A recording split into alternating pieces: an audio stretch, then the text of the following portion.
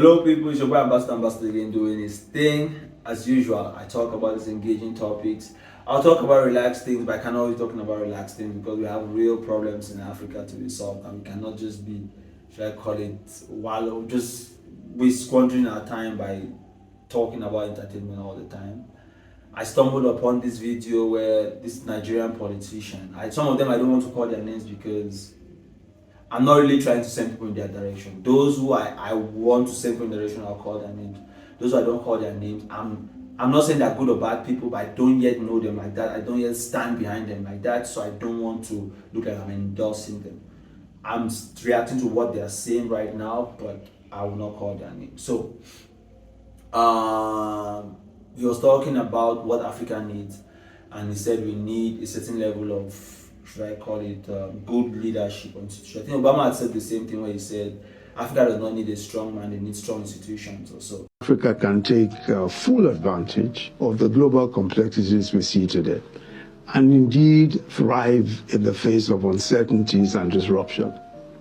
The decisive factor will be knowledgeable leadership committed to good governance.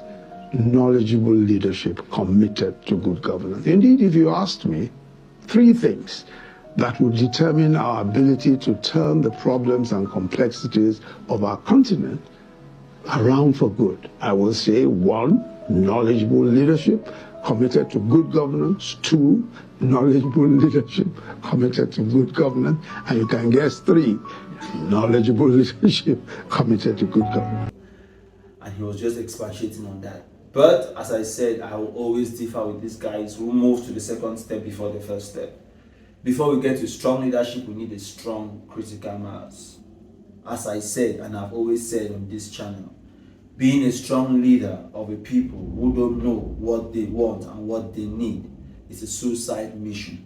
So before you ask any African, and we have lost so many very productive and very people who have the best intentions at heart because of this miscalculation where they think because I'm a strong leader, I'm going to lead the people or force people in this direction, you get killed.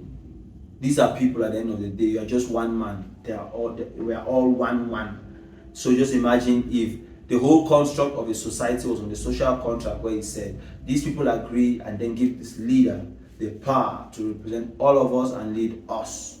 As soon as you are no longer standing by that, because as soon as the people are no longer or don't know that you stand for them and don't want you to stand for them, then standing on the time bomb, you're about to be killed.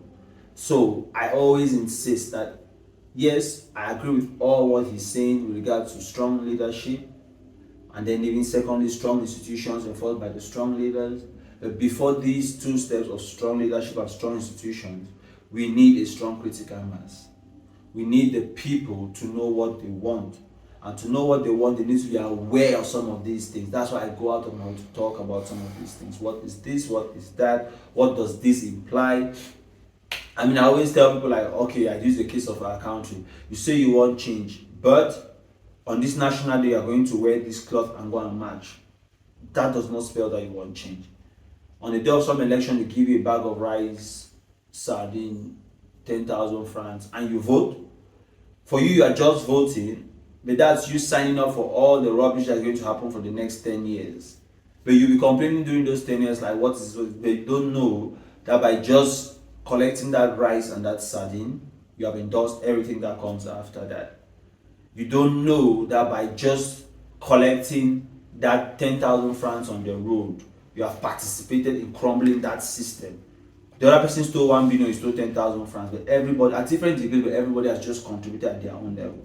And we used to say that you are giving the same level of opportunity or exposure like that person. After stealing your 10,000 francs, you will also steal the 1 billion. But for some reason, how many millions of Cameroonians/Africans are out there complaining but are just participating in enabling that system.